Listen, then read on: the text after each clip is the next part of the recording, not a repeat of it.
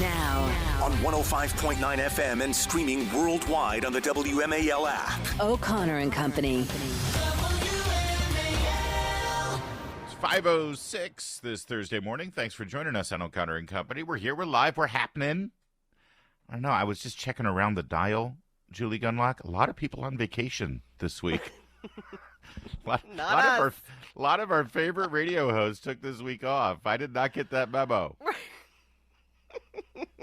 This all seemed like a good idea in October. Gee, the office seems awfully quiet. Nothing going on. That's all right. We're here, and we love it. Coming up at 7:05, Terry Schilling, American Principles Project, 7:35, K.T. McFarland, and at 8:05, Gabriella Hoffman, Independent Women's Forum. That's Julie Gunlock here. All week. Good morning. You're here, Julie. I am here all week. You are. You're paying your dues from Thanksgiving, aren't you? Otherwise. Yes. Yeah. I'm glad to be here, though. It's fun. I do. You know what? I love doing this week of radio. This has sort of become a tradition here. As everyone reminded me, I was on vacation a couple of weeks ago, and I was for an annoyingly long time. I might add. It was 8 shows, for crying out loud. It wasn't That's that a lot. long. Meredith and I always take our vacation like second week of December so that we are live and happening this week. Yeah. And I know that a lot of people who are, taking the week off of work, or they're with their kids, or they're working from home, it's nice to still just be that stable, reliable, friendly voice in the morning. Well, I always think of people puttering around the kitchen, and usually they're running around and they might finish listening to us in the car. But I kind of like the idea of people taking their time in the morning and listening a little longer in their pajamas. Right. This is their opportunity to really listen to the show and recognize, my God, they're just insufferable, aren't they? It's a completely different listening experience when I'm having my quiet time. When I can relax and listen. And actually hear them. All right. So we're taking some time, though, reflecting on various things. And I know it's a few days after Christmas, but it's a good time to sort of reflect on how the president decided to honor the holiday. He is our second Catholic president, but unlike John Kennedy, Joe Biden is a very serious, devout, practicing Catholic. That's right. I mean, if my understanding is right, he was this close from being a priest himself. He's probably going to be a saint someday. St. Joe. That's already right. beginning that It's process. time. Absolutely. He can be the patron saint of Planned Parenthood. Exactly. Just saying.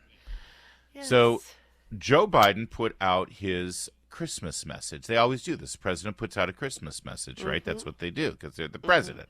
Now, he didn't do a video because that would involve work, So, to be fair, he probably didn't even do this, but it was done in his name, and therefore he needs to own it. Here's the president's Christmas message, all right? This Christmas Eve, my wish for you and your family is that you take a few moments of quiet reflection and find that stillness that's at the center of the Christmas story. May you find peace in this silent night and warmth from those surrounding you. That's it. That was the president's message. Thank you, Oprah. Put forth the afternoon of Christmas Eve. Quiet reflection, stillness at the center of the Christmas story. Find peace on this silent night. It's all the buzzwords. It's like someone used an AI generator, right? Yeah, exactly. It's got everything in there. Everything except, Jesus. and God. Interesting. Yeah. Think about it for a minute. Find the stillness that's at the center of the Christmas story. I don't think the center of the Christmas story is stillness. The center of the Christmas story is the birth of the Messiah.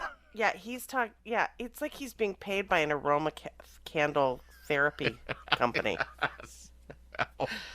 Hey, who do you think owns that big mansion in St. Croix you're staying in Good point. now? Right? Good point. It's big Hallmark. And so, now yesterday we reminded you of Kamala Harris's Kwanzaa message. Kwanzaa, which is a completely fake, made-up holiday from a communist serial killer, right? Yeah. Allegedly. Yeah. So listen to her message from yesterday, just to remind you. This is the Vice President, the White House's message on Kwanzaa. Growing up, Kwanzaa was always a special time. We came together with generations of friends and family and neighbors. There were never enough chairs, so my sister and I and the other children would often sit on the floor, and together we lit the candles of the Kinara and then the elders would talk about how Kwanzaa is a time to celebrate culture, community, and family. And they, of course, taught us about the 7 principles. My favorite principle was always the second, Kujichagulia, All right, that's enough. I just wanted to get to Kujichagulia. But listen to the vivid detail about this holiday, which isn't even real. But it's like, we lit this thing, and we all talked about that, and Kujichagulia, and the 7 principles, and all that stuff.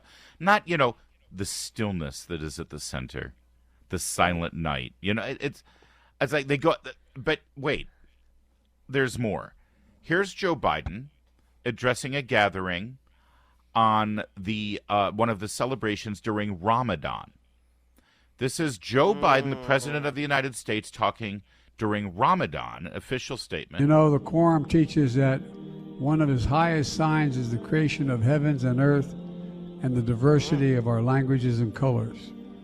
Well, I believe that to be true. So there he's quoting the Quran and talking about what Muhammad and Allah teach as founding principles of the Muslim religion. But for Christmas, we get the stillness that is at the center of the Christmas story. This isn't by accident. Yeah, no, it absolutely isn't by accident. I mean, it's as if they see Christmas as, I don't know, too white or something. It's too Western, too white. Well, no, this is the bend over backwards. We have to be ecumenical. We can't mix God and state. We can't act like we're only a Christian nation. If the president says Merry Christmas and talks about the real meaning of Christmas, then that's the problem with the totalitarian religious jihad coming from the Christian right. I mean, that's the mentality of the people who are in this White House. Absolutely. Either that or they don't actually know the real story of Christmas. I think it's a little bit of both. Yeah. But there is this idea, if you bring it up, if you talk about Jesus, well, you're just a Jesus freak. Right. Yeah. There's this sort of But you can quote the Quran and you can quote pretend made up things for Kwanzaa. Yes. It's sickening. And for anybody who's saying, there's this, presidents do this all the time. They always water things down. They never talk about that stuff. Well, not all of them. Melania and I would like to wish everyone a happy, joyous, and wonderful Christmas season. In this holy time of year, Christians everywhere give thanks that over 2,000 years ago, God sent his only Son into the world to be the Savior of all mankind. The birth of Jesus Christ is the true miracle we celebrate each Christmas. He is the ultimate source of our joy, our hope, and our sense of peace and goodwill as we gather with family and loved ones. It is such a great time of the year. This is why we can never stop saying that beautiful phrase, Merry Christmas. This holiday we give thanks for many blessings God has bestowed upon us. We pray for the safety of our men and women in uniform at home and abroad, and we ask God to guide us, give us strength, and watch over us in this pivotal year ahead. That's how you deliver a Christmas Was message. that so hard? First of all, that's not hard. No. But he did go on to talk about, he even came into this world and died for the communists and the losers like Joe Biden and Jack Smith. Well, he had to add a little bit of Trump color. And just very quickly, don't forget though, this is the Biden White House. This is 2 people, Jill and Joe Biden, who decided to do away with the Christmas stocking tradition entirely, which according to Jill had been a family tradition to hang up all the stockings for their grandkids and their pets. They did away with that this year because they were forced to recognize Navy as their grandchild, and that would have required a stocking. And instead of carrying on with that, this is how shallow, how soulless these people are, and how they are not filled with the Christmas spirit. They don't care about family. They do this kind of stuff with ease. And so, I would never take any kind of Christmas message seriously from this White House or from this family. So whatever they say is fine with me. It's 5:15. I still love the fact that there was a thing called Television City. that was the opening, of course, of the Smothers Brothers Comedy Hour, one of the top variety shows of the golden era of variety show television. And Tommy Smothers passed away yesterday at the age of 86 years old. The Smothers Brothers, two brothers who would get up there and play folk music and do it perfectly straight, and then suddenly launch into a hilarious comedy routine. It was a great shtick. It was perfect for the era. And that show was pretty groundbreaking, actually, not only in the acts that it brought to the American people, a lot of musicians and comedians that got their start on that show that would have never made it past a typical studio executive. But it was also groundbreaking just in its subversiveness. It was censored all the time. CBS, they were at war with the network all the time. You think these two mild-mannered little folk-singing comedy brothers were not, but they were absolutely subversive. They were the Howard Stern of their time.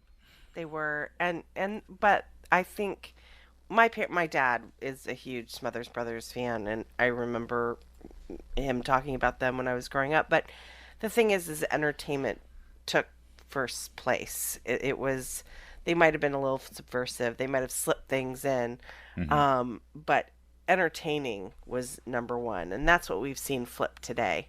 Is the political message is primary, and being entertaining is sort of secondary on things like SNL and certainly the late night comedy shows. Now you can't even tune into them anymore. It's just nothing but lecturing and tisk-tisking. So that's just one difference. Yes, they sometimes slip politics in there, but it didn't come as a cost to ultimately entertaining. Oh, there was definitely a lot of politics because it was in the height of the Vietnam War era, and But they get this: the show was on for 2 seasons, in the top 10 almost the entire time, and CBS fired them after the second season while they were in the top 10 because they were just sick of them. They were just done.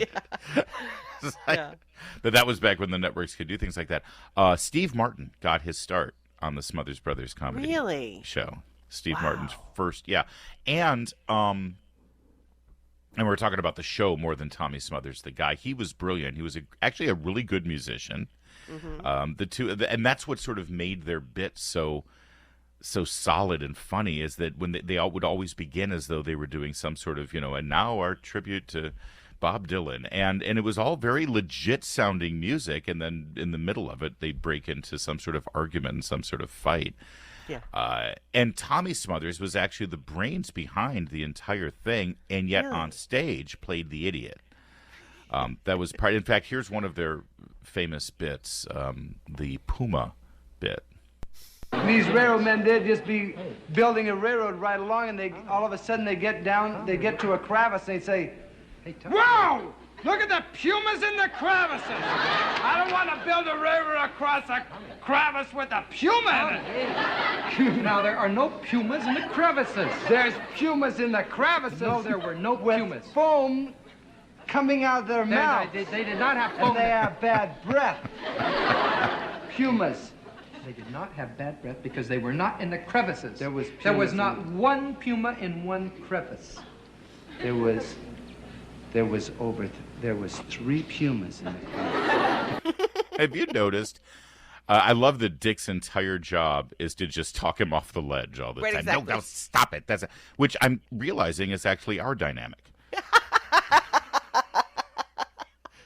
Yes, I can see that. You are basically the Dick Smothers of our relationship, it appears. Dick was his younger brother. That's the other funny part, is that Dick was always the grown-up in the room. He was actually the younger brother. He is 84 years old. He put out a statement saying Tom was not only the loving older brother that everyone would want in their life, he was a one-of-a-kind creative partner.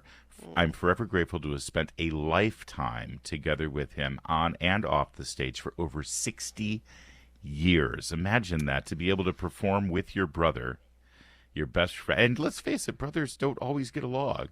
No. That's just sort of the dynamic, but they figured it out and were able to perform together. And listen, the Smothers Brothers show was a little bit before my time. I have been able to enjoy them on rerun. And I certainly remember the Smothers Brothers showing up on Johnny Carson on a regular basis, where they were absolutely always hilarious. Well, also, I think when this kind of sends you back memory lane when someone like this, some iconic entertainer of the 60s or 70s, and again, a little bit before our time, but all these pictures yesterday, Twitter was filling up with this, and you saw, Barbara Eden, for instance, I Dream of Jeannie, on their show, and Betty Davis and other people just that you might not see or hear about so much today. So it was kind of, I don't know, I felt a little bit like nostalgic yesterday. Yeah, it's a part of an era for good television and actual entertainment. Honest, so like my greatest memory of variety shows, which I think had a huge impact on me, was the Carol Burnett show. That was definitely, when I was a kid, that was mainstay television, and this sort of spun off of that. Was also in Television City in Los Angeles. And it just makes you think that what happened to the great variety show? Why don't we have these shows anymore? It's great entertainment. Well, yeah. Well, that's a whole different segment. But I just miss comedy, period.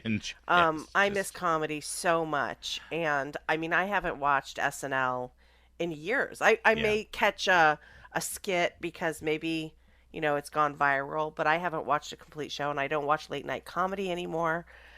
Because it's all. But this used to be politics. prime time. This would be right, 8 I know. o'clock, 9 yeah, o'clock, yeah. 10 Oh, right. I know, but I'm just. You're right. It's all relegated to late night, and it's all their job is not to be funny anymore. Yeah, and even sitcoms are increasingly sort of tisking people. It's terrible. By the way, I would be remiss if I didn't point out one of the most iconic moments of the Smothers Brothers Comedy Hour. Tommy Smothers, who passed away yesterday, was the debut of The Who. They did My Generation on the Smothers Brothers Comedy Hour. This is actually the most watched Smothers Brothers YouTube clip of all time. You should watch it. It's amazing. Roger Daltrey in his prime. Keith Townsend doing the air guitar, singing My Generation in their perfect, subversive 60s garb in 1967 or 68. And then Keith Moon blows up his drum kit. Yes. And actually gives permanent hearing damage to Pete Townsend Really? because he loaded it up with so many explosives. It's a great video to watch. So there you go. Rest in peace, Tommy Smothers. Yeah. And it's probably true. Mom always did love Dick best. It's 5:25. 5:36. We're chugging along here on this Thursday morning. Thanks for joining us. We're live and loving every minute of it this holiday week. Coming up at 7:05, Terry Schilling, American Principles Project. 7:35, KT McFarland. And at 8:05, Gabriella Hoffman. I'm Larry O'Connor with Julie Gunlock. Julie, did you see our Secretary of State and our Secretary of Homeland Security both visited Mexico City and had an official meeting with the President of Mexico yesterday? And I'm sure it was a previously scheduled, just merely formalities, just a regular checkup. Hey, how's it going down here in Mexico? Not like we have to drop everything and rush down here in the middle of a holiday week because there's tens of thousands of people crashing across our border, and now we're suddenly in an election year, so we have to make it look like we care. Right. I'm sure that's not what it was. Who was it that was at this meeting, Larry? It was Blinken and Mayorkas. This is a Homeland Security issue, a border issue, an international issue. So you bring your experts, you bring the top people down there. I thought Kamala was supposed to have some sort of role in the border. Was she not? Oh, I see the point you're making. She is our border czar. You would think that she would be the point person on anything involving the border. I guess the problem isn't serious enough yet. No, I you know what? I asked about this. I checked with the vice president's office. I wanted to know why she wasn't there. It turns out, some people take their Kwanzaa observance very seriously. Kujichagulia. There you go. And since she is so focused on being a devout Kwanzaniite, that she cannot break her Kujichagulia fast. So she is, this is not she's not one of those people who just send out the Kwanzaa cards and maybe put up the Kwanzaa decorations. No, she's serious. No, she takes her Kwanzaa heritage very seriously. And so, sadly, because of her deep and abiding religious faith, she could not make the trip. Well, not that it would have made much of a difference. Here's how Good Fox point. News was reporting on the meeting yesterday as they turned the cameras on there for Blinken and Mayorkas on their knees begging the president of Mexico to do something, which, by the way, really what they're doing is begging. They're saying, please, please, please, whatever you're doing when Trump was president, just keep doing that. Go back to doing what you were doing when Trump was president. Right. And while you're talking, KT, I just want to put up on the screen here, this is brand new video we have just got. We talked about the meeting between Lopez Obrador. We talked about, Anthony Blinken and Secretary Mayorkas down there. And it's you. I've got about 15 seconds left for you, Robert, because the question really is, what do they expect Mexico to do? If you don't seal off the border, nothing in the way of any benefit is going to happen. Final thoughts. Yeah, so in 15 seconds or less, KT is right, John Fahey is right, President Trump was right. The bottom line is you not only have insecurity all over the United States as a result of this, with 100,000 kids now dying of fentanyl that gets shipped with precursors from China, then made in Mexico and shipped up here to kill our kids. But you've also got a terrorism threat with sleeper cells that are very real here. So that's Robert Charles, formerly of the Bush and Reagan State Departments, now with AMAC, and of course they're referring to KT McFarland, who will be our guest at 7:35.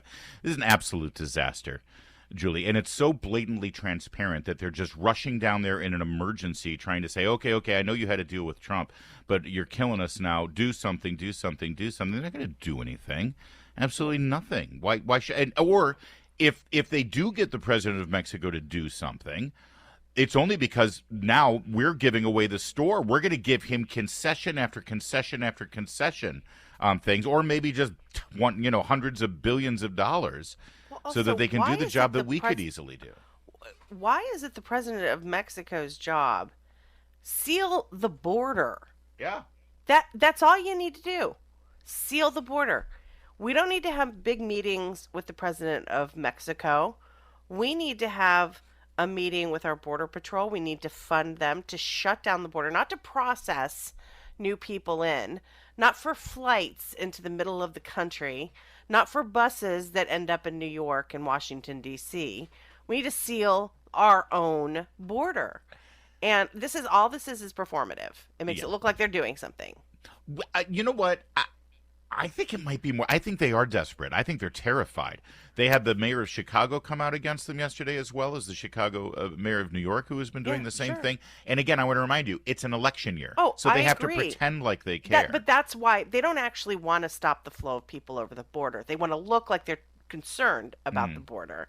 So this meeting with Mexico, this meeting with the Mexican president, it's just, again, it's a show. So Secretary of State Blinken put out a statement after the meeting. So let's see if we can divine, if we can read between the lines and see exactly what we got out of this.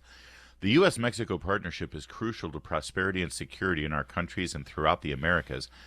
Good to discuss these issues and our shared efforts to reduce irregular migration with Lopez Obrador today. That's it. So it's good to talk. By the way, I love this. The U.S.-Mexico partnership is crucial to prosperity and security in our countries. You think? Honestly, are Kamala Harris's speechwriters writing these tweets for them? No mention here of climate change, though, which is obviously the single greatest threat that faces our planet. Why would he not mention anything about climate change? 1 hour later, Secretary Blinken's Twitter feed put out one more statement, which is super duper important. We're announcing this year's last package of weapons and equipment under previous drawdowns to support the people of Ukraine. There you go. Immediately changed the subject. They get back to their safe space. That's right. So I'm thinking nothing came of this. Listen, we're going to talk about what happened here and what didn't happen here in this desperate attempt to get Mexico to clean up the mess that Biden has created on our border. Plus, we will talk about the latest out of Ukraine. There are some developments there. We'll talk about that as the morning goes on, and specifically at 7:35 with KT McFarland. Right now, it's 5:43. If you like sports, this is a fun week. If you like football in particular, this is a very fun week, right? We've got the NFL playoffs really heating up. Have I mentioned at all this week that my Detroit Lions, for the first time in nearly 30 years, won the NFC North? You have mentioned it. I don't think I did. Yes, you did. I know I talked about Michigan a lot. Don't confuse the two. I know there's a lot of football greatness coming out of the Great Lakes State right now. Yeah. But they're two Detroit Lions, the Lions, the lovable losers, the worst friend. this is one of my favorite things about sports, is that you think that sports fans, that guys like brag about their teams, that they're constantly bragging about who's the greatest, who's the best. No, no, no. The real sports fans like to argue with each other about whose team is more pathetic. My favorite arguments are not between Cowboys fans and Patriots fans about who has the best fan. No, my favorite arguments are between me, my Lions fans and Cleveland Browns fans. It's like, oh, you think you've got it bad. Or the Bengals. That's another one. The Bengals have been to a couple of That's true. Super Bowls. Yeah. Or are you talking about the Bengals with Walk Like an Egyptian and just another Manic Monday? I'm not that out of it with sports, Larry. Oh, the Bengals. I'm sorry. Anyway, the point is, this is a great week to be a football fan. Yes. A great week because you've got your NFL playoffs really heating up, and then of course you've got all the bowl games. You get great college football bowl games. What Military Bowl yesterday in Annapolis at Navy Marine Corps Stadium. Very exciting between Tulane and Virginia Tech. Virginia Tech beating Tulane handily, by the way. And, of course, the granddaddy of them all coming up this Monday, New Year's Day, the Rose Bowl, Michigan, Alabama. And then after that, I think it's the Sugar Bowl? No, the Sugar Bowl is Texas versus Washington. And the winner of those two games will play for the national championship. Ohio State, I believe, is playing in the Poulon Weed Whacker Bowl. Or the Cinnamon Toasty Pop-Tarts Bowl. Or something. Let me just say, whatever game Ohio State is playing in, it's not referred to as the granddaddy of them all. Okay, I'll just fine. Leave it at that. Anyway, the point about football is not for me to give you a hard time about Ohio State, although that's a fringe benefit. No, it's to talk about the fact that if you are a sports fan like me and a football fan, you're watching a lot of ESPN. Yes. And one great takeaway from watching ESPN so much over the course of this week is that ESPN blows. God, they're terrible. Yes, they really are. So awful. Yes. And Sage Steele, who used to be a reporter, anchor, commentator yes. for ESPN, and she would cover all sports, but let's face it, they specifically went out of the way to hire women's sports commentators to focus on women's sports because they do quite a bit of women's collegiate sports on ESPN. It's not nearly as popular as men's sports, but they do have it, and they wanted to make sure they had experts cover it. Now, Julie Gunlock, if I asked you, a casual sports fan, I think it's fair to say, That's generous. But even as a casual observer of sports in America, if I asked you what is the single most dominant sports story in women's athletics over the course of the last couple of years, would it even take you a second to think about it? No. Well, transgenders competing, male-bodied transgender identifying athletes competing against women. So 100%. Men competing in women's sports. You are that not is very easy. A serious sports organization, especially with an emphasis on women's sports, if you don't recognize that is the most important story facing women's sports. Yes. So here's Sage Steele on a podcast over at Outkick.com. I believe this is Riley Gaines' podcast, talking about what happened when she, as a female sports anchor commentator at ESPN, spent a lot of time talking about Leah Thomas, in particular, the Leah Thomas women's swimming controversy. I was asked to stop tweeting about it. I was asked to stop saying anything about it on social media because I was offending others at the company. I made sure I sent off another tweet that night after I received that email. Because no, and let's stop living in this lie. And once again, you're gonna silence me and Sam. She was told the same thing, for this issue, but then we're gonna let everybody else talk about all these other things that are not even related to sports on our sports programming. And I'm like, no. If we're gonna preach on ESPNW and all of these things, and I'm gonna stand up for all these women, many of whom are afraid to do what Riley Gaines is doing, to do what I'm doing at a much lesser level than Riley, than you, right? She's got more here, but think about this, right? She makes such a great point.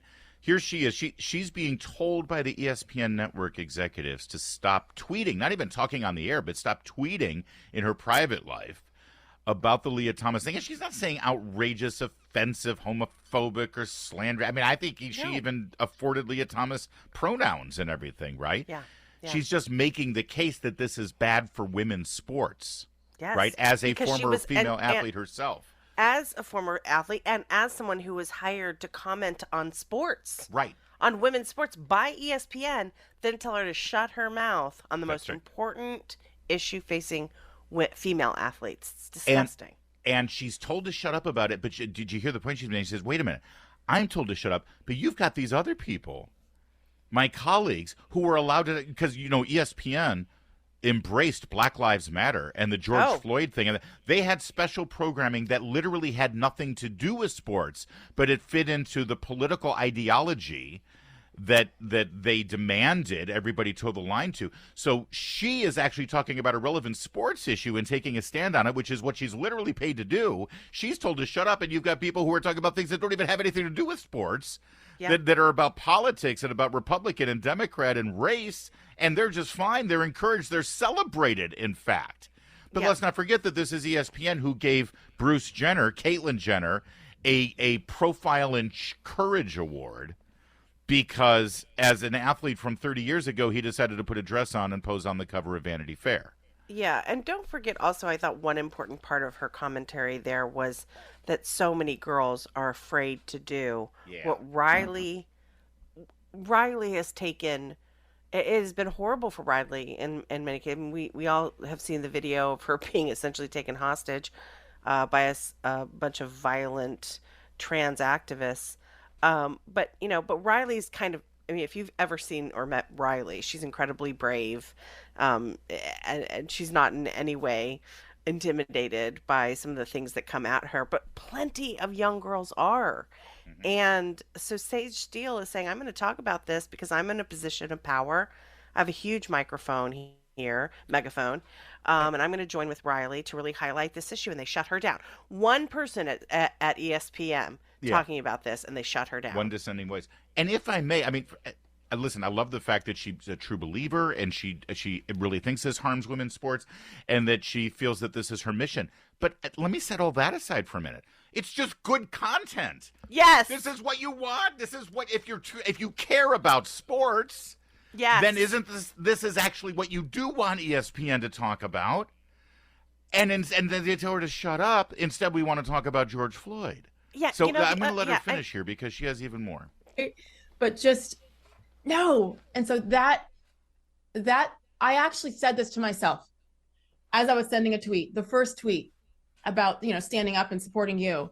I said, I already had the lawsuit going, whatever. I didn't know how it was going to end, but I literally said, this is a hill I will die on 100%, because it is facts. This is not even my opinion about a vaccine mandate or whatever. Like, these are facts. This is science. This is biology. This is all of the things.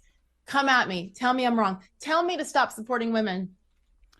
Yeah, and, she's parted ways with ESPN, and she referred to a lawsuit that I think has been settled out of court now. This is liberating, and it's great to hear that. There is a moment where you have to decide, this is the hill I will die on. And she decided this was the appropriate one, and I am intoxicated by people's courage and their people's ability to overcome what idiotic corporate executives, especially those in media, tell them is the right thing to do, because I assure you they're almost always wrong. Yeah. It's 5:55.